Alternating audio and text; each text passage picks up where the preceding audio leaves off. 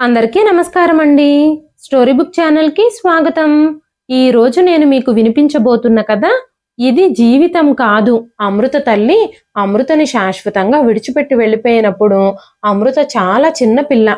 అమృతకి తన తల్లి మొహం ఎలా ఉంటుందో కూడా గుర్తులేదు. తన తల్లి చనిపోయిన తర్వాత అమృత తండ్రి కూడా నిశ్శబ్దంగా మారిపోయారు. ఆయన మనసులో చాలా బాధుండేది. ప్రకాష్ రావు గారు ప్రభుత్వ ఆఫీసులో ఒక గుమ్మస్తాగా పనిచేసేవారు. ఆయన చేసేది చిన్న ఉద్యోగమే అయినా పిల్లల్ని జాగ్రత్తగా చూసుకునేవారు. భార్య చనిపోయాక ఆయన రెండో పెళ్లి కూడా చేసుకోలేదు. ఆయన తన పిల్లల కోసమే తన జీవితాన్ని జీవించడం మొదలుపెట్టారు. అమృతకి ఒక అన్నయ్య కూడా ఉన్నాడు. అమృత అన్నయ్య అజయ్ అమృత కన్నా 3 సంవత్సరాలు పెద్దవాడు. అమృతకి తన అన్నయ్య అజయ్ అంటే చాలా ఇష్టం. తను తన అన్నయ్య చెప్పినట్టే వింటూ ఉండేది. అన్నయ్య కోసం తన దగ్గర డబ్బులున్నప్పుడల్లా ఏదో ఒకటి కొనిస్తూ ఉండేది.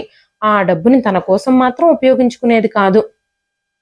ప్రకాష్ రావు గారు దీపావళి పండగ రోజున ఆఫీస్ నుంచి ఇంటికొస్తూ ఒక కవర్ తీసుకొచ్చారు. ఆనందంగా అజయ్ ఆ కవర్ని ఓపెన్ చేసి చూసినప్పుడు ఆ కవర్లో అజయ్ కోసం కొత్త బట్టలున్నాయి. అమృత కూడా అజయ్ వెనకాలే నిలబడి తండ్రి వైపే ఆశగా చూస్తూ ఉంది. తన హృదయంలో కూడా తనకు కూడా తన తండ్రి కొత్త బట్టలు తెచ్చుంటారు అన్న ఆశ మెదులుతూ ఉంది. కానీ ప్రకాష్ రావు గారు అమృత వైపు చూస్తూ, నీ దగ్గర చాలా బట్టలు ఉన్నాయిగా, పోయిన సంవత్సరం పండక్కి తీసుకొచ్చిన బట్టలు వేసేసుకో, అవి కూడా కొత్తగానే ఉన్నాయి కదా, నీకు ఇప్పుడు బట్టలు కొనాల్సిన అవసరం ఏముందిలే అని తేలేదు అని చెప్పగానే అమృత మౌనంగా తలూపింది. అమృత పోయిన సంవత్సరం పండక్కి తెచ్చిన బట్టలు వేసుకుంది. బలవంతంగా రాని చిరునవ్వుని తన మొహం మీద పులుముకుంది. రోజు రోజుకి ఆ ఇంట్లో ప్రకాష్ రావు గారు అజయ్కే ప్రాముఖ్యత ఇవ్వడం మొదలుపెట్టారు. ఎందుకంటే అజయ్ ఆయనకి కొడుకు కాబట్టి. ఆయనకున్న ఏకైక వారసుడు అజయ్. అందుకే ఆయన అమృత కంటే అజయ్నే ఎక్కువగా ఇష్టపడేవారు. అమృత రోజంతా ఇంట్లో పనులన్నీ చేస్తూ ఉండేది. ఇంటి పనులు చేసి అందరికీ వంట చేసి తను చదువుకోవడానికి స్కూలుకు వెళ్ళేది. వంట రాకపోయినా చేతులు కాల్చుకుంటూ అయినా అందరికీ కడుపు నిండా భోజనం పెట్టేది. అమృత మెల్లమెల్లగా తన తండ్రి కొడుకును మాత్రమే ప్రేమిస్తున్నారని, కూతురు మీద ఆయనకి ప్రేమ లేదు అన్న విషయాన్ని జీర్ణించుకోవడం మొదలుపెట్టింది. మీ నాన్నగారు ఏం చేస్తారు, మిమ్మల్ని ఎలా చూసుకుంటారు అని స్కూల్లో ఎవరో ఒకరు తను అడుగుతూనే ఉండేవారు. అప్పుడు అమృత, మా నాన్నగారు మా కోసం చాలా కష్టపడుతున్నారు, మా ప్రతి అవసరతని తీర్చడానికి ఆయన చాలా కష్టాల్ని అనుభవించాల్సి వస్తుంది అంటూ చెప్పేది. అంతేగాని తన తండ్రి తన అన్నయ్యని ఒకలాగా తనని మరొకలాగా చూస్తారని, తన కోసం ప్రత్యేకంగా ఏమీ తీసుకురారు అని ఎవ్వరి ముందు తను చెప్పేది కాదు. చుట్టుపక్కల వాళ్ళందరూ కూడా అమృతతో, అమ్మ అమృత, మీ అమ్మ ఈ లోకంలో లేదు కదా, ఆ ఇంటి బాధ్యత అంతా ఇప్పుడు నువ్వే తీసుకోవాలి, ఆ ఇంటికున్న ఒకే ఒక్క ఆడదిక్కు నువ్వే కదా, మీ నాన్నని అన్నయ్యని నువ్వే జాగ్రత్తగా చూసుకోవాలి అంటూ చెబుతూ ఉండేవారు. మెల్లగా అమృత ఆ ఇంట్లో తన బాధ్యతల్ని అర్థం చేసుకొని మసులుకోవడం మొదలుపెట్టింది. ఒకరోజు అమృత తన తల్లి ఫోటోని శుభ్రం చేస్తూ ఉన్నప్పుడు తన తండ్రి అక్కడికి వచ్చారు. ఆయన తన భార్య ఫోటోని చూస్తూ, అమ్మ అమృత, నువ్వు అచ్చం మీ అమ్మలాగానే ఉంటావు, నీ అమాయకమైన మొహం, ఆ పెద్ద పెద్ద కళ్ళు, మీ అమ్మ కూడా అచ్చు ఇలాగే ఉండేది అని చెప్పినప్పుడు అమృత చాలా సంతోషించింది. తన తండ్రి తనతో ప్రేమగా మాట్లాడుతున్నారని తనకి చాలా ఆనందంగా అనిపించింది. తన తండ్రి ప్రేమ తన మీద ఎప్పుడూ ఇలాగే ఉండిపోవాలని అమృత ఆశపడింది. అమృత ఇంటి పనులన్నీ చకచకా చేసేసేది. అంతేకాకుండా అందరినీ బాగా చూసుకునేది. అయినా సరే ప్రకాష్ రావు గారు అమృత కంటే ఎక్కువగా అజయ్నే ప్రేమించేవారు. అమృత మెల్లమెల్లగా పాఠశాల నుంచి కాలేజీ చదువులకి చేరుకుంది. అజయ్ కూడా డిగ్రీ చదువుతున్నాడు. అజయ్ పెరిగి పెద్దవాడవుతున్న కొద్దీ ఆ ఇంట్లో సొంత నిర్ణయాలు తీసుకోవడం ప్రారంభించాడు. అజయ్ ఏ నిర్ణయం తీసుకున్నా సరే ప్రకాష్ రావు గారు ఆ నిర్ణయాన్ని సమర్థిస్తూ వచ్చారు. ఒకరోజు సాయంత్రం అజయ్ ఇంటికి తిరిగొచ్చినప్పుడు తన ముఖంలో చాలా సంతోషం ఉంది. ఆ రోజు అజయ్ తన తండ్రిని ఒక పక్కకు తీసుకెళ్లి చాలాసేపు తనతో మాట్లాడాడు. ఆ తర్వాత భోజనాల సమయంలో ప్రకాష్ రావు గారు అజయ్తో మాట్లాడుతూ, బాబు అజయ్, నీకు ఉద్యోగం వచ్చినందుకు నాకు చాలా సంతోషంగా ఉంది. నువ్వు ఈ ఉద్యోగంలో సెటిల్ అయిన తర్వాత నువ్వు కాలేజీలో నీతో పాటు చదువుకునే అమ్మాయిని ప్రేమించానని, తనని పెళ్లి చేసుకోవాలనుకుంటున్నానని ఇందాకడ నాతో చెప్పావు కదా, నేను బాగా ఆలోచించాను. నువ్వు ఆ పెళ్లి చేసుకోవడానికి నాకు ఎలాంటి అభ్యంతరమూ లేదు. నువ్వు భానుని నిరభ్యంతరంగా పెళ్లి చేసుకోవచ్చు అని చెప్పారు. ఆ తరువాత కొన్ని రోజులు గడిచాయి. ఒక 6 నెలల తరువాత భానుని చూడడానికి అజయ్, అమృత, ప్రకాష్ రావు గారు భాను వాళ్ళ ఇంటికి పెళ్లి చూపుల కోసమని వెళ్లారు. భాను చాలా అందంగా ఉంది. అందరికీ తను నచ్చడంతో ఈ సంబంధాన్ని పూర్తిగా ధృవీకరించారు. ఎటువంటి అడ్డంకి లేకుండా పెళ్లి రోజు కూడా నిర్ణయించబడింది. ప్రకాష్ రావు గారు చాలా సంతోషంగా ఉన్నారు. అజయ్ భానుని పెళ్లి చేసుకుని ఆ ఇంటికి వచ్చిన తర్వాత ఆ ఇంటి వాతావరణం కొద్దిగా మారిపోయింది. కొన్ని రోజుల తర్వాత ప్రకాష్ రావు గారు అమృత దగ్గరకు వచ్చి, అమృత, నేను నీతో కాస్త మాట్లాడాలి అని అనుకుంటున్నాను అని చెప్పినప్పుడు అమృత ఆయన ముందు నిశ్శబ్దంగా కూర్చునుంది. అమ్మా అమృత, నీ కోసం ఒక సంబంధం వచ్చింది. అబ్బాయి చాలా మంచివాడు. ఈ సంబంధం చాలా మంచిది. వాళ్ళ కుటుంబం కూడా చాలా మంచి కుటుంబం. అంతేకాకుండా సమాజంలో వాళ్ళకి పేరు ప్రతిష్టలు కూడా ఉన్నాయి. కాకపోతే ఆ అబ్బాయి నీకంటే వయసులో కాస్త పెద్దవాడు. అతను సమాజంలో గౌరవ మర్యాదలున్న వ్యక్తి. అంతేకాకుండా చాలా ధనవంతుడు. వెనక ముందు ఎవ్వరూ లేరు. తల్లిదండ్రులు రీసెంట్ గానే చనిపోయారు. అన్నదమ్ములు, అక్క చెల్లెళ్ళు ఎవ్వరూ లేరు. ఈ సంబంధం చేసుకుంటే నువ్వు సుఖపడతావు. వచ్చే నెలలో నేను నీకు ఈ వివాహం చేయాలని నిర్ణయించాను అని చెప్పాడు. అప్పుడు అమృత ఒక్కసారిగా షాక్ అయిపోయింది. నాన్న, ఒక్కసారి కూడా నా నిర్ణయంతో పని లేకుండా మీరు నా పెళ్లిని ఎందుకు నిర్ణయించారు? నేను ఇంకా చదువుకోవాలి అని అనుకుంటున్నాను. నేను ఇంటర్మీడియటే పూర్తి చేశాను. డిగ్రీ చదివి ఉద్యోగం చేయాలనేది నా కల. మీరు ఒక్కసారి నన్ను అడిగి ఈ సంబంధం ఖాయం చేసి ఉండాల్సింది అని అమృత అనగానే, ఆడపిల్లలకి ఇలాంటివన్నీ చెప్పి వాళ్ళ సలహాలు తీసుకోవాల్సిన అవసరం ఏమీ లేదు. ఈ సంబంధం నాకు మంచిది అని అనిపించింది, అందుకే నిర్ణయించాను. నువ్వు నేను చూసిన వ్యక్తితో తల వంచి తాళి కట్టించుకోవాల్సిందే అని ఆయన చెప్పినప్పుడు అమృత మౌనంగా ఉండిపోయింది. ఏళ్ల తరబడి తన తండ్రి నిర్ణయాలకి తను అలవాటు పడింది. అందుకే ఈ సంబంధాన్ని తను తిరస్కరించలేదు. ఆ ఇంట్లో తన కోరికలకు ప్రాముఖ్యం ఉండదని తనకి ఎప్పటినుంచో తెలుసు. అజయ్ కూడా ఈ సంబంధం విషయంలో ఏమీ మాట్లాడలేదు.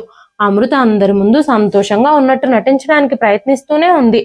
అజయ్ ఈ పెళ్లి సంబంధం అమృతకి ఇష్టమో లేదో కూడా తెలుసుకోవాలని కూడా అనుకోలేదు. తన చెల్లెలు ఇష్టం గురించి అస్సలు తను ఆలోచించలేదు. ఎలాగైతేనేం తన పెళ్ళై ఈ ఇంటి నుంచి వెళ్ళిపోతుంది అని సంతోషించాడు. కొన్ని రోజుల తర్వాత ఆ ఇంట్లో పెళ్లి హడావిడి మొదలైంది. పెళ్లి రోజు రానే వచ్చింది. అమృత అందంగా పెళ్లి కూతుర్లా రెడీ అయ్యి మండపంలో కూర్చునుంది. తన హృదయంలో ఒక వింత నిశ్శబ్దం. తనకి కాబోయే భర్త పేరు మానస్. అతను అమృత కంటే వయసులో 12 ఏళ్లు పెద్దవాడు. చూడ్డానికి అందంగానే ఉన్నాడు. పెళ్లి కార్యక్రమం జరిగిపోయిన తర్వాత అజయ్ అమృతతో, అమృత, ఈ సంబంధం నాన్నగారు చాలా ఇష్టపడి నీకు తీసుకొచ్చి చేశారు. మీ జీవితం ఈ వ్యక్తితో ముడిపడినందుకు మేమందరం చాలా సంతోషంగా ఉన్నాము అని చెప్పినప్పుడు అమృత చిన్నగా చిరునవ్వు నవ్వింది. అమృత కొత్త జీవితం అత్తవారింట్లో ప్రారంభమైంది. మానస్ చాలా గొప్ప ధనవంతుడు. తనకి పెద్ద బంగ్లా కూడా ఉంది. ఇంటి నిండా సేవకులు, పెద్ద పెద్ద కార్లు కూడా ఉన్నాయి. కానీ తను భార్యతో గడపడానికి మానస్ దగ్గర సమయమే లేదు.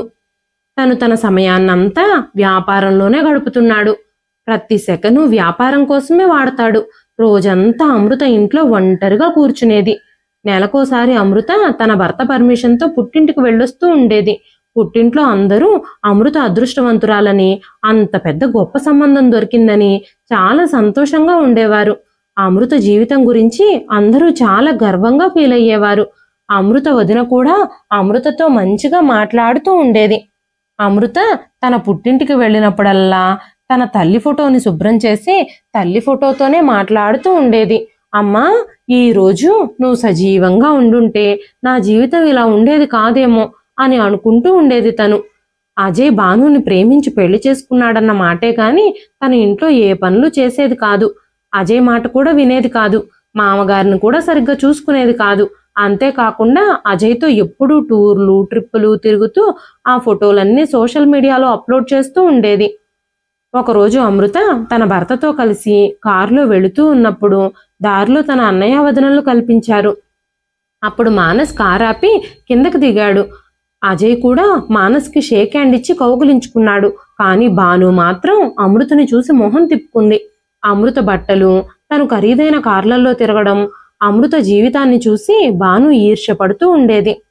కానీ తనకి తెలియని విషయం ఏమిటంటే అమృత తన జీవితంతో సంతోషంగా లేదు. కానీ ఆ విషయం గురించి తను ఎవ్వరికీ ఫిర్యాదు చేయలేదు.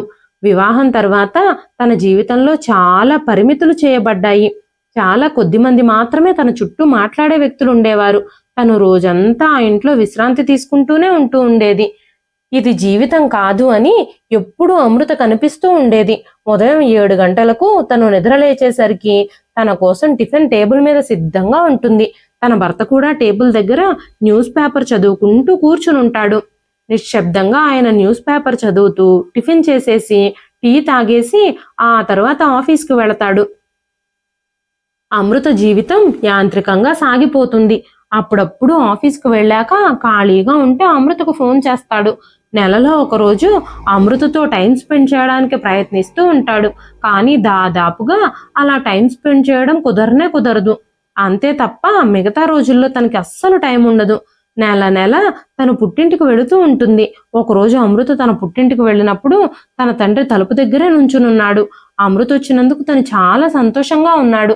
అమృత తన తండ్రి దగ్గర ఆశీర్వాదం తీసుకొని లోపలికి నడిచింది. హాల్లో సోఫాలో కూర్చుని తమ ఫోన్లు చూసుకుంటూ ఉన్న అజయ్ ఇంకా భాను అమృతను చూసి పలకరించడానికి వచ్చారు. ఆ తర్వాత భాను కిచెన్లోకి వెళ్ళి కాఫీ కూడా కలిపి తీసుకొచ్చింది.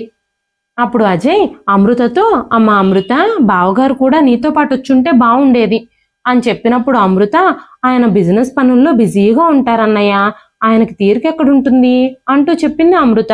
ఆ తర్వాత మళ్ళీ అజయ్ తన ఫోన్లో బిజీ అయిపోయాడు.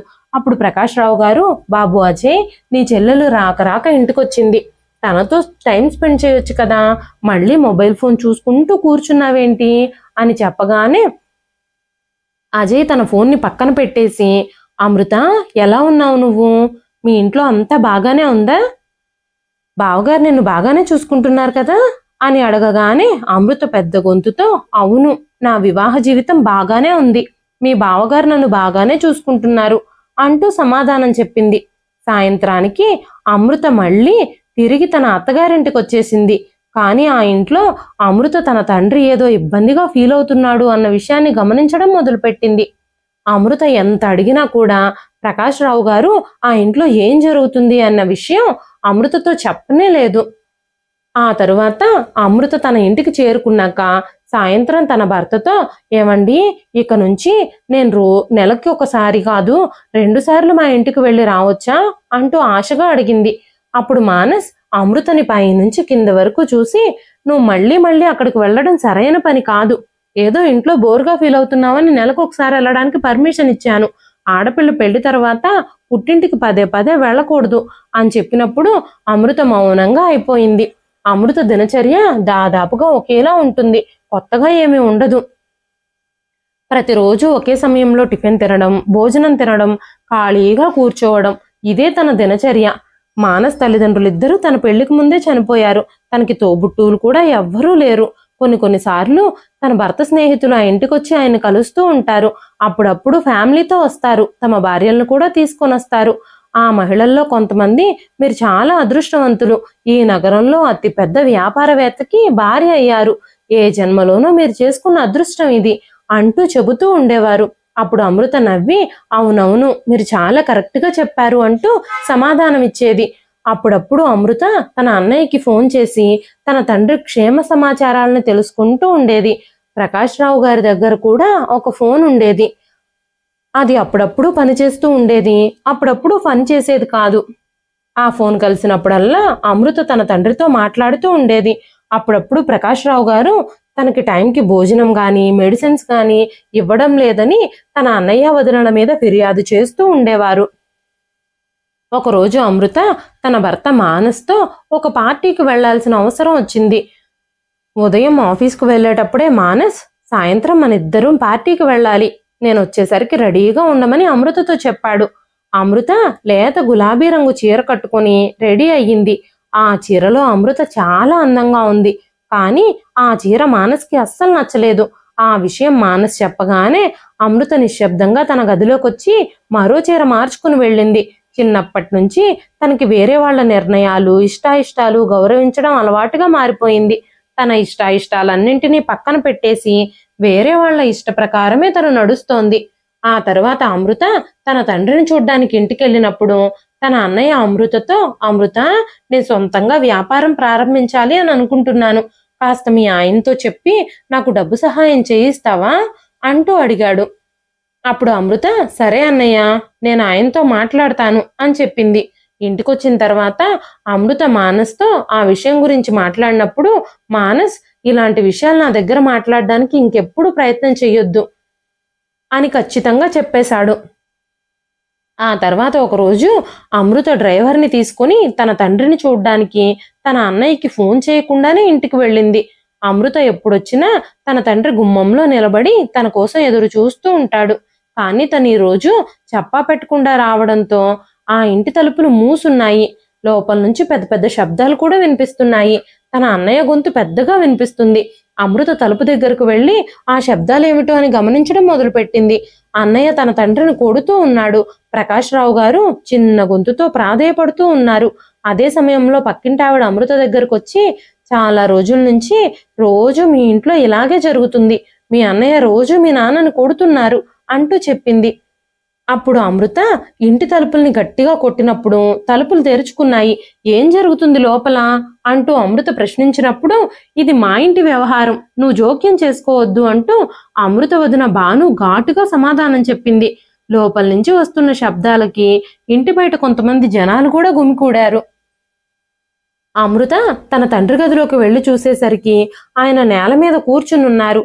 ఆయన పెదవులు చిట్లి రక్తం కూడా వస్తుంది. అమృత పరిగెత్తుకుంటూ వెళ్ళి తన తండ్రి పక్కనే కూర్చుని తన రక్తాన్ని తుడుస్తూ ఉంది. ఏం జరుగుతుంది ఇక్కడ నాన్న, అసలు ఏం జరిగింది అంటూ అడిగినప్పుడు అజయ్ వెంటనే నాన్న బాత్రూంలో కాలు జారి పడిపోయారు అంటూ అబద్ధం చెప్పేశాడు. వెంటనే అమృత, నేను బయట నుంచి శబ్దాలన్నింటినీ విన్నాను, నా చెవులతో ప్రతీదీ విన్నాను అని చెబుతూ ఉన్నప్పుడు అజయ్, నువ్వేదో అపార్థం చేసుకుంటున్నట్టున్నావు, ఇక్కడెవ్వరూ ఆయన్ని కొట్టలేదు అంటూ చెప్పినప్పుడు అమృత కోపంగా, నాన్నని ఇంకా మిమ్మల్ని నమ్మి మీతో పాటు నేను ఉంచలేను, నాన్నని నేను నాతో పాటు తీసుకెళ్ళిపోతాను అని చెప్పినప్పుడు అజయ్ ముందుకు వెళ్ళి, నువ్వు ఆయన్ని ఎక్కడికి తీసుకెళ్తావు అనగానే అమృత, నేను నాన్నని నాతో పాటు మా ఇంటికి తీసుకెళ్తాను, ఆయనకు చికిత్స కూడా చేయిస్తాను, ఆయన్ని జాగ్రత్తగా చూసుకుంటాను, ఇప్పుడు నాన్నని ఇలాంటి పరిస్థితుల్లో వదిలేసి నేను నిశ్శబ్దంగా నా దారిని నేను వెళ్ళిపోలేను, నా తండ్రికి నేను మద్దతు ఇస్తాను అని చెప్పి ప్రకాష్ రావు గారిని తీసుకొని ఆయనకి సంబంధించిన కొన్ని బట్టలు ఒక బ్యాగ్లో సర్దుకొని తన తండ్రిని తనతో పాటు కారులో కూర్చోబెట్టుకొని తన ఇంటికి తీసుకెళ్ళింది అమృత. సాయంత్రం మానస్ ఇంటికి రాగానే తన ఇంట్లో ఉన్న ప్రకాష్ రావు గారిని చూసి ఆశ్చర్యపోయాడు. అప్పుడు మానస్ అమృతతో, అమృత, మీ నాన్నగారిని ఇక్కడికి ఎందుకు తీసుకొచ్చావు అని అడిగినప్పుడు అమృత జరిగిన విషయం అంతా చెప్పింది. అప్పుడు మానస్ కోపంగా, మీ నాన్న బాధ్యత కొడుకుగా మీ అన్నయ్యదే అవుతుంది, నువ్వు మీ నాన్నని నా ఇంటికి తీసుకొచ్చి పెడితే ఎలాగా అంటూ కోపంగా మాట్లాడాడు. అమృతకి ఏం చేయాలో అర్థం కాలేదు. తన తండ్రి పరిస్థితి చూసి తన భర్త జాలి పడతాడని, తనకు ఆ ఇంట్లో ఆశ్రయం ఇస్తాడు అని అమృత భావించింది. కానీ మానస్ అందుకు భిన్నంగా మాట్లాడుతున్నాడు. ఇప్పుడు అమృతకి ఏం చేయాలో అర్థం కాలేదు. వెంటనే అమృత తను కాలేజీలో చదువుకుంటున్నప్పుడు తనకున్న ఒకే ఒక్క స్నేహితురాలికి ఫోన్ చేసింది. తన దగ్గరికి తన తండ్రిని తీసుకెళ్ళింది. అప్పుడు తన స్నేహితురాలు, ఈ ఒక్క రోజుకి ఎలాగైనా మీ నాన్నగారిని నా దగ్గర ఉంచుకుంటాను, కానీ రేపు మా అత్తయ్య మామలు ఊరు నుంచి వచ్చేస్తారు, వాళ్ళు వచ్చేసరికి మీ నాన్నగారిని తీసుకెళ్ళిపోవాలి, లేకపోతే పెద్ద గొడవ జరిగిపోతుంది అని చెప్పింది. అప్పుడు మానస ప్రకాష్ రావు గారిని తన స్నేహితురాలింట్లో వదిలి ఆయనకి పర్మనెంట్ గా ఏదో ఒక ఆశ్రయం వెతకాలని ఆలోచిస్తూ ఆ రోజంతా బయట తిరుగుతూనే ఉంది. అప్పుడే తనకి తన ఇంటికి దగ్గరలో ఉన్న ఆశ్రమం గుర్తుకొచ్చింది. ఆశ్రమంలో తన తండ్రిని చేర్పించి తను రోజు వెళ్ళి చూసి రావాలి అని అనుకుంది. కానీ ఆశ్రమంలో వృద్ధుల్ని ఫ్రీగా చేర్చుకోరు, డబ్బులు కట్టాలి. తన తండ్రిని ఆశ్రమంలో చేర్పించడానికి డబ్బులు ఎలా కట్టాలి అని తను ఆలోచించడం మొదలుపెట్టింది. ఆ తర్వాత రోజు తన తండ్రిని తీసుకుని వెళ్ళిపోయేటప్పుడు తన స్నేహితురాలి దగ్గర కొంత డబ్బు అప్పుగా తీసుకుంది అమృత. ఆ డబ్బుతో ఆశ్రమంలో తన తండ్రిని చేర్పించింది. ఆ తర్వాత ఆశ్రమం మేనేజర్తో మాట్లాడి, ఇక్కడ ఆశ్రమంలో నాకేదైనా పనుంటే ఇప్పించండి, మా నాన్నను చూసుకోవడానికి నేను రోజు వచ్చి ఉదయం నుంచి సాయంత్రం వరకు ఇక్కడే ఉంటాను, ఇక్కడ నేను ఏ పనైనా చేస్తాను, వంట పనైనా పర్వాలేదు, ఇక్కడ వృద్ధుల్ని చూసుకునే పనైనా పర్వాలేదు, నాకు దాని ద్వారా కొన్ని డబ్బులు వస్తే చాలు, నేను ఆ డబ్బుని మా నాన్నగారి కోసం ఈ ఆశ్రమానికే కడతాను అని చెప్పినప్పుడు ఆశ్రమం మేనేజరు, ఇక్కడ ఆశ్రమంలో మాకు ఒక రూమ్ ఉంది, ఆ రూమ్ ఇంతకు ముందు ఒక వ్యక్తి కుట్టు పని చేసేవారు, మీకు కుట్టు పనిలో ప్రావీణ్యం ఉంటే మీరు ఆ పని ఇక్కడ కొనసాగించవచ్చు, మీరు ఆశ్రమంలో ఉన్న వ్యక్తులకి బట్టలు కుట్టొచ్చు, వాళ్ళు కూడా మీకు డబ్బులు ఇస్తారు, అంతేకాకుండా బయట నుంచి ఏమైనా ఆర్డర్స్ వచ్చినా కూడా మీరు తీసుకోవచ్చు అని చెప్పినప్పుడు అమృత చాలా సంతోషించింది. అమృత గవర్నమెంట్ కాలేజీలో ఇంటర్ చదువుతున్నప్పుడు వాళ్ళకి సాయంత్రం పూట్ల కుట్టు పని నేర్పించేవారు, ఆ పని ఇప్పుడు తనకు ఉపయోగపడుతుంది. ఉదయం తన భర్త ఆఫీస్కు వెళ్ళిపోయిన వెంటనే అమృత ఆశ్రమానికి వచ్చేసేది, తన తండ్రికి టిఫిన్ పెట్టి మందులిచ్చి ఆ గదిలో కుట్టు పని మొదలు పెట్టేది. మధ్యాహ్నం మళ్లీ తండ్రికి భోజనం పెట్టడానికి మందులు ఇవ్వడానికి వెళ్లేది. ప్రకాశ్రావు గారు కూడా ఆశ్రమంలో అటు ఇటు తిరుగుతూ కాలక్షేపం చేస్తూ ఉండేవారు, తన వయసు వారితో కబుర్లు చెబుతూ ఉండేవారు. అప్పుడప్పుడు అమృత దగ్గరకొచ్చి కూర్చుంటూ ఉండేవారు. చాలా మంది వృద్ధులు అమృత దగ్గర కూర్చుని కబుర్లు చెబుతూ ఉండేవారు. అలా రోజులు కొనసాగుతూ ఉన్నాయి. అమృత కొన్ని పెద్ద పెద్ద ఆర్డర్స్ తీసుకుని డబ్బు సంపాదిస్తూ తన స్నేహితురాల దగ్గర తీసుకున్న అప్పును కూడా తీర్చేసింది. నెల నెల తన తండ్రి కోసం ఆశ్రమంలో డబ్బులు కూడా కడుతుంది.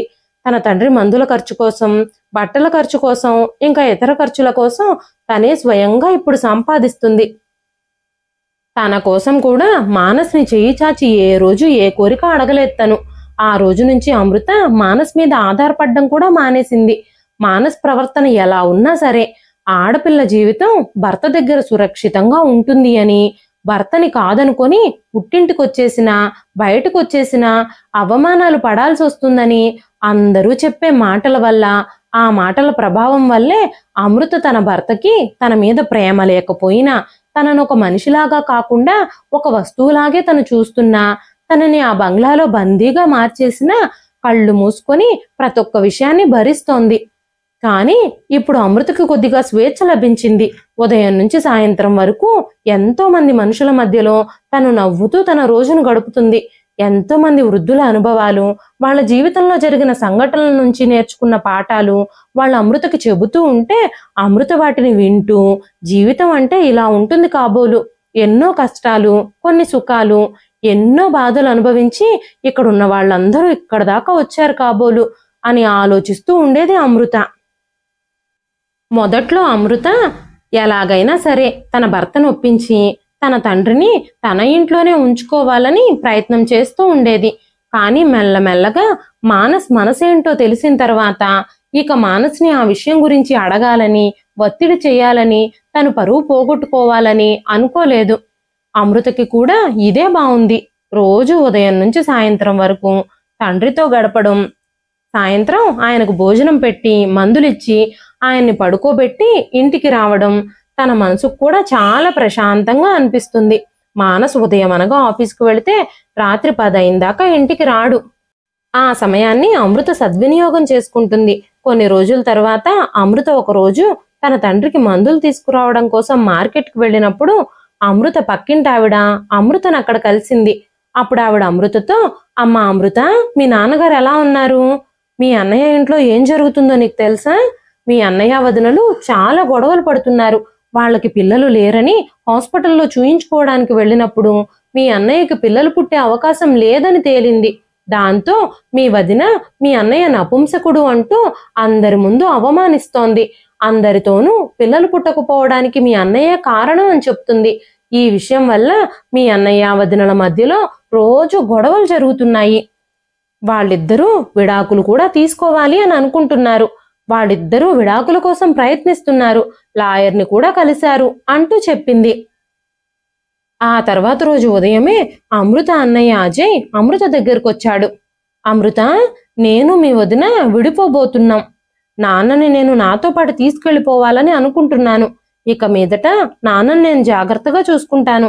నాన్నని నాతో పాటు పంపించేయమని అజయ్ చెప్పినప్పుడు, ఆ ఇంట్లో ఎవ్వరూ లేక ఒంటరివాడు అయిపోయావని, ఇప్పుడు నువ్వు నాన్న కోసం వచ్చావు కదా, నీలాగా మనుషులని అవసరాలకు వాడుకునే వాళ్ళని నేనెక్కడా చూడలేదు. అయినా సరే నాన్నని నేను నీతో పంపించే ప్రసక్తే లేదు. ఆయన నిన్ను చిన్నప్పటి నుంచి ఎలా చూశారో నాకు తెలుసు. ప్రతి ఒక్క విషయంలోనూ నీ ఇష్టానికే విలువిచ్చారు. నీకు ఎలాంటి కొరత రానివ్వలేదు. నా విషయంలో వివక్ష చూపించినా కూడా నీ విషయంలో మాత్రం ఎప్పుడూ వివక్ష చూపించలేదు. ఆఖరికి నువ్వు ప్రేమించిన అమ్మాయిని కూడా ఇచ్చి నీకు పెళ్లి చేశారు. కానీ నువ్వేం చేశావు? నాన్న మీద చేతులెత్తావు. కన్న తండ్రి అని కూడా లేకుండా ఇష్టం వచ్చినట్టుగా కొట్టావు. నువ్వు, నీ భార్య నాన్నని శారీరకంగా ఇంకా మానసికంగా కూడా హింసించారు. అలాంటి నిన్ను నమ్మి నాన్నని మళ్ళీ ఆ ప్రమాదంలోకి నేను పంపించలేను. ఇప్పుడే ఆయన కాస్త ప్రశాంతంగా బ్రతుకుతున్నారు అని చెప్పి తలుపులు మూసేసింది అమృత. ఆ తర్వాత అజయ్ అక్కడి నుంచి తిరిగి వెళ్ళిపోయాడు. అమృత రోజంతా తన తండ్రిని చూసుకుంటూ ఆశ్రమంలో పనిచేస్తూ ఉండేది. ఒకరోజు సాయంత్రం అమృత ఆశ్రమం నుంచి తిరిగొచ్చేటప్పుడు తన తండ్రి గదిలోకి వెళ్లి చూసినప్పుడు ఆయన పరధ్యానంలో ఉన్నారు. ఆయన దేని గురించో ఆలోచిస్తున్నారు అని అమృతకు అర్థమైంది. ఆ తర్వాత చాలాసేపటికి ఆయన నిద్రలోకి జారుకున్నారు. తర్వాత రోజు ఉదయం అమృత ఆశ్రమానికి వచ్చేసరికి ప్రకాష్ రావు గారు మళ్ళీ అలాగే కూర్చుని పరధ్యానంగా ఆలోచిస్తూ ఉన్నారు. అమృత వచ్చి ఆయన పక్కనే కూర్చుని, నాన్న ఎలా ఉంది మీకు? బాగానే ఉన్నారా మీరు? మీ ఆరోగ్యం ఏమైనా బాగోలేదా అంటూ అడిగినప్పుడు ఆయన అమృతని తన పక్కనే కూర్చోబెట్టుకొని, అమ్మా అమృత, నన్ను క్షమించమ్మా. చిన్నప్పటి నుంచి నీకు మీ అన్నయ్యకి మధ్యలో నేను చాలా వివక్ష చూపించాను. కానీ ఈ వృద్ధాప్యంలో నా బాధ్యతల్ని తీసుకొని నువ్వు నాకు అమ్మగా మారావు. నేను నా జీవితంలో చాలా తప్పులు చేశాను. స్కూలుకు వెళ్ళేటప్పుడు కూడా మీ అన్నయ్యకి గొడుగిచ్చాను. నిన్ను వర్షంలో తడిచొచ్చేలా చేశాను. మీ అన్నయ్య వాడేసిన పాత పుస్తకాలు మాత్రమే నీకు ఇచ్చేవాణ్ణి. ఎప్పుడూ నీకు కొత్త పుస్తకాలు కానీ కొత్త బ్యాగు కానీ కొనిపెట్టలేదు. ప్రతి పండక్కి మీ అన్నయ్యకి బట్టలు తెచ్చి నీకున్న వాటితోనే సర్దుకోమని చెప్పేవాణ్ణి. అంతేకాకుండా మీ అన్నయ్యని ప్రైవేట్ కాలేజీలో చదివించి నిన్ను గవర్నమెంట్ కాలేజీలో చదివించాను. వంశోద్ధారకుడు వృద్ధాప్యంలో నన్ను చూసుకుంటాడు అని నేను ఆశపడ్డాను. కానీ నువ్వు నా అంచనాలన్నీ తారుమారు చేసేశావు. నీ భర్త నన్ను ఇంట్లో ఉంచుకొని చూసుకోవడానికి ఒప్పుకోకపోయినా సరే నా కోసం ఈ తండ్రి పక్షాన నువ్వు నిలబడ్డావు అంటూ కన్నీళ్లు పెట్టుకున్నారాయన. ఆ రోజు నుంచి ఆయన ఆరోగ్య పరిస్థితి క్షీణిస్తూ వచ్చింది. ఆయన రోజు చాలా అలసిపోతున్నట్టుగా అయిపోతున్నారు. ఎప్పుడూ ఏదో ఆలోచిస్తూ బాధపడుతూ ఉంటున్నారు. అప్పుడు అమృత, నాన్న, మీరు ఏ విషయం గురించి అంతలా ఆలోచిస్తున్నారు? అసలు ఏ విషయం గురించి మీరు ఆలోచించొద్దు. నేను ఇప్పుడు బాగానే ఉన్నాను, సంతోషంగానే ఉన్నాను అని చెప్పినప్పుడు ప్రకాష్ రావు గారు అమృత 2 చేతులు పట్టుకొని, అమ్మ అమృత, నీకంటే 12 ఏళ్లు వయసులో పెద్ద వ్యక్తికిచ్చి నిన్ను పెళ్లి చేశాను. నీ ఇష్టం గురించి నేను అస్సలు పట్టించుకోలేదు. నువ్వు ఆ ఇంట్లో ఎలాంటి జీవితం గడుపుతున్నావో నాకు తెలుసు. మీ అమ్మే గనక బ్రతికుండుంటే ఈ విధంగా చేయనిచ్చేది కాదేమో. నన్ను క్షమించమ్మా అంటూ చెప్పారాయన. వెంటనే అమృత, బాధపడకండి నాన్న, మీ మీద నాకు ఎలాంటి కోపమూ లేదు. నా జీవితం కూడా ఎలాగో గడిచిపోతుంది. ఇప్పుడు దాని గురించి నేను ఆలోచించడం లేదు. మీ ఆరోగ్య పరిస్థితి గురించి మాత్రమే నేను ఆందోళన చెందుతున్నాను. మీ ఆరోగ్యం తొందరగా కుదుట పడాలని నేను ఆ భగవంతుణ్ణి ప్రార్థిస్తున్నాను అని చెప్పింది. ఆ రోజు రాత్రి అమృత ఇంటికి వెళ్ళిపోయింది.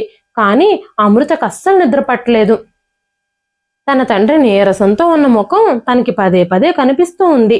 మరుసటి రోజు ఉదయం ఆశ్రమం నుంచి అమృతకి ఫోన్ వచ్చింది. మీ నాన్నగారి ఆరోగ్య పరిస్థితి అసలు ఏమీ బాగోలేదు, ఆయన కళ్ళు తెరిచి చూడలేకపోతున్నారు అని ఆశ్రమంలోని వాళ్ళు అమృతతో చెప్పినప్పుడు అమృత పరిగెత్తుకుంటూ ఆశ్రమానికి వెళ్ళింది. ఆశ్రమం మేనేజరు అప్పటికే డాక్టర్ని పిలిచారు. డాక్టర్ ఆయనకి కొన్ని మెడిసిన్స్ కూడా రాసిచ్చారు. వయసు పైబడిన కారణంగా ఆయన నీరసంగా మారుతున్నారు. ఆయన మీద ప్రత్యేక శ్రద్ధ వహించడం అవసరం అని చెప్పినప్పుడు అమృత తన తండ్రిని దగ్గరుండి చూసుకోవడం మొదలుపెట్టింది. ఈ విషయం గురించి అమృత మానస్తో చెప్పినప్పుడు మానస్ ఏమీ స్పందించలేదు. కనీసం ఆయన్ని చూడ్డానికి కూడా రాలేదు. ఒకరోజు అమృత తన తండ్రికి మెడిసిన్స్ ఇవ్వడానికి వెళ్ళినప్పుడు ఆయన శ్వాస వేగంగా ఉంది. ఆయన చాలా ఇబ్బంది పడుతున్నట్టుగా అనిపించింది. వెంటనే అమృత డాక్టర్ని పిలిపించింది. డాక్టర్ ఆయనకి చెకప్ చేసి కొత్త మెడిసిన్స్ కూడా రాసిచ్చారు. ఆ మెడిసిన్స్ ఖరీదు కూడా ఎక్కువే అని డాక్టర్ కూడా చెప్పారు. ఆ మెడిసిన్స్ ఖరీదు ఎక్కువ ఉండడంతో అమృత కొత్త ఆర్డర్స్ తీసుకుంది. అమృత తన తండ్రితో మాట్లాడుతూ, నాన్న, నేను ఎలాగైనా సరే నిన్ను కాపాడుకుంటాను. నాకు ఈ లోకంలో ఉన్నది నువ్వు మాత్రమే నాన్న. నేను డాక్టర్ చెప్పిన ఆ మెడిసిన్స్ ఎలాగైనా తీసుకొస్తాను. నేను ఇప్పుడు కొత్త ఆర్డర్ కూడా తీసుకున్నాను. ఈ ఆర్డర్ గనక సకాలంలో ఫినిష్ చేసేస్తే నాకు చాలా డబ్బులు వస్తాయి అని చెప్పింది. అప్పుడు ప్రకాష్ రావు గారు, అమ్మా అమృత, నువ్వు నా కోసం ఇంత కష్టపడాల్సిన అవసరం లేదమ్మా, నా రోజులు దగ్గర పడ్డాయని నాకు అనిపిస్తుంది అని చెబుతూ ఉండగానే అమృత తన తండ్రి నోటికి చెయ్యడ్డం పెట్టి, నాన్న అలా మాట్లాడొద్దు అంటూ ఆయన మాటల్ని ఆపేసింది. అప్పుడు ఆయన తన మంచం కింద ఉన్న ఒక బ్యాగ్ తీసి ఆ చిన్న బ్యాగ్ని అమృత చేతిలో పెట్టారు. ఇది నీకోసమే అమ్మా అని చెప్పినప్పుడు అమృత ఆ బ్యాగ్ని ఓపెన్ కూడా చేయకుండానే పక్కన పెట్టేసింది. తన తండ్రి దగ్గరే కూర్చుని తన తండ్రితో మాట్లాడడం మొదలుపెట్టింది. టైంకి ఆయనకు మందులు ఇవ్వడం, ఆయన్ని జాగ్రత్తగా చూసుకోవడం మొదలుపెట్టింది. మెల్లమెల్లగా ఆయన ఆరోగ్యం కొంచెం కోలుకున్నట్టుగా అనిపించింది. ఆ తర్వాత కొన్ని రోజులకి ఆయన ఆరోగ్యం మళ్ళీ క్షీణించింది. ఒకరోజు తను ఆశ్రమంలోని ఒక గదిలో కుట్టి పని చేస్తూ ఉన్నప్పుడు ఒక మహిళ తన దగ్గరకు పరిగెత్తుకుంటూ వచ్చి, అమ్మా అమృత, మీ నాన్నగారి ఆరోగ్యం అసలేమీ బాగోలేదు. ఆయన ఊపిరి తీసుకోవడానికి కూడా ఇబ్బంది పడుతున్నారు. ఇప్పటిదాకా బాగానే ఉన్నారు, ఇప్పుడే ఆయన చాలా ఇబ్బంది పడుతున్నట్టుగా నాకు అనిపిస్తుంది అని చెప్పినప్పుడు అమృత చేస్తున్న పనిని అక్కడే వదిలేసి తన తండ్రి వైపు పరిగెత్తుకుంటూ వెళ్ళింది. అప్పటికే మేనేజర్ డాక్టర్కి కూడా ఫోన్ చేశారు. డాక్టర్ వచ్చి ఆయనకి ఇంజెక్షన్ ఇవ్వడానికి రెడీ చేస్తూ ఉన్నారు. ఆయన కళ్ళు మూసుకుపోతున్నాయి. వెంటనే అమృత, నాన్న మీకేమీ కాదు, దయచేసి కళ్ళు తెరవండి అంటూ మాట్లాడుతూ ఉండగానే డాక్టర్ ఆయన్ని చెక్ చేసి, మీ నాన్నగారు ఈ లోకంలో లేరమ్మా అంటూ అమృతతో చెప్పారు. అమృత ఒక్కసారిగా కుప్ప కూలిపోయింది. నేల మీద కూర్చొని ఏడవడం మొదలుపెట్టింది. ఆ ఓల్డేజ్ హోంలోని ప్రజలందరూ ప్రకాష్ రావు గారికి దహన సంస్కారాలు జరిపించారు. ఆయన చావుకి అందరూ కన్నీళ్లు పెట్టుకున్నారు. అమృతను కూడా అందరూ ఓదార్చారు. తన తండ్రికి దహన సంస్కారాలు చేయమని తన అన్నయ్యను కానీ భర్తను కానీ అడగాలని అనుకోలేదు అమృత. తనే స్వయంగా అక్కడున్న వృద్ధుల సహకారంతో ఆ కార్యక్రమాలన్నింటినీ జరిపించింది. ఆ తరువాత అమృత తన తండ్రి మంచం దగ్గరే కూర్చుని చాలాసేపు ఏడుస్తూనే ఉంది. ఒక్కసారిగా అమృత కళ్ళు తన తండ్రి తన చేతికిచ్చిన బ్యాగ్ మీద పడ్డాయి. అమృత గబగబా ఆ బ్యాగ్ని ఓపెన్ చేసి చూసినప్పుడు ఆ బ్యాగులో ప్రకాష్ రావు గారి ఆస్తిపాస్తులకు సంబంధించిన పేపర్లు, ఇంటికి సంబంధించిన డాక్యుమెంట్స్తో పాటు ఒక లెటర్ కూడా ఉంది. ఆ లెటర్ని ఓపెన్ చేసి అమృత చదవడం మొదలుపెట్టింది. అమ్మా అమృత, వృద్ధాప్యంలో నువ్వు నాకు తోడుగా ఉన్నందుకు, నన్ను జాగ్రత్తగా చూసుకున్నందుకు నాకు చాలా సంతోషంగా ఉంది. కానీ ఇలాగే పిల్లల ఆదరణకి నోచుకోలేని తల్లిదండ్రులు ఎంతో మంది ఉన్నారని నేను ఆశ్రమంలో చూశాను. అందుకే నా ఇంటిని వృద్ధాశ్రమంగా మార్చాలని నేను నిర్ణయం తీసుకున్నాను. ఈ పనిని నువ్వు మాత్రమే సమర్థవంతంగా చేయగలవు. నీకు నా ఆస్తి మీద ఎలాంటి ఆశ లేదని నాకు తెలుసు. అందుకే ఆ ఆశ్రమం కోసం నేను సంపాదించిన ఆస్తిని ఖర్చు పెట్టు. ఆ ఇంటిని, నాకున్న కొద్దిపాటి భూమిని మొత్తం నీ పేరు మీదే రాస్తున్నాను. మీ అన్నయ్యకి ఈ ఆస్తిలో చిల్లిగవ్వ కూడా దక్కడానికి వీల్లేదు. తన మీదే ప్రాణాలు పెట్టుకున్న కన్న తండ్రిని ఇంత క్షోభ పెట్టినందుకు వాడికి నేను వేస్తున్న శిక్ష అది. ఇట్లు నీ తండ్రి ప్రకాష్ రావు అని రాసుంది ఆ లెటర్లో. ఆ లెటర్ చదివినప్పుడు అమృతకి దుఃఖం ఆగలేదు. తండ్రి సంకల్పం తెలుసుకొని అమృత చాలా సంతోషించింది. అమృత తన తండ్రి తన పేరు మీద రాసి ఉన్న ఇంటిని ఆశ్రమంగా మార్చేసింది. తన తండ్రి తనకిచ్చిన భూమిని కూడా అమ్మేసి ఆశ్రమం పేరుతోనే ఒక అకౌంట్ తెరిచి ఆ డబ్బులన్నీ ఆ అకౌంట్లో వేసేసింది. వృద్ధాప్యంలో నిరాశ్రయులైన వృద్ధులకి, బిడ్డల చేత గెంటివేయబడిన తల్లిదండ్రులకి ఆ ఆశ్రమంలో ఆశ్రయం ఇస్తూ జాగ్రత్తగా చూసుకోవడం మొదలుపెట్టింది అమృత. కానీ అమృత భర్త మానస్కి అమృత ఇలా ఒక వృద్ధాశ్రమాన్ని నడవడం అస్సలు ఇష్టం లేదు. సమాజంలో తన పరువు మర్యాదలు ఏమైపోతాయో అని తను ఆందోళన చెందుతూ ఉండేవాడు. అమృతతో తరచుగా గొడవ పడుతూ ఉండేవాడు. ఆ తరువాత అమృత తన భర్తకి కూడా విడాకులు ఇచ్చేసింది. తనని ఒక భార్యలాగా కాకుండా, కనీసం ఒక మనిషిలాగా కాకుండా ఒక వస్తువులా చూస్తూ, ఇంట్లో భార్య అనే స్థానంలో ఒక ఆడమనిషి ఉండాలి కాబట్టి తన నా ఇంటికి తీసుకొచ్చి తనకేం కావాలో కూడా పట్టించుకోని వ్యక్తితో తన జీవితాన్ని కొనసాగించాలి అని తను అనుకోలేదు. అందుకే తన నుంచి విడిపోయి ఆశ్రమంలోని వృద్ధులకు సేవ చేస్తూ తను చేసే కుట్టు పనిని కంటిన్యూ చేస్తూ తన జీవితాన్ని తనకు నచ్చినట్టుగా ప్రశాంతంగా స్వేచ్ఛగా గడపడం మొదలుపెట్టింది అమృత. ఇదండి ఈ రోజు కథ.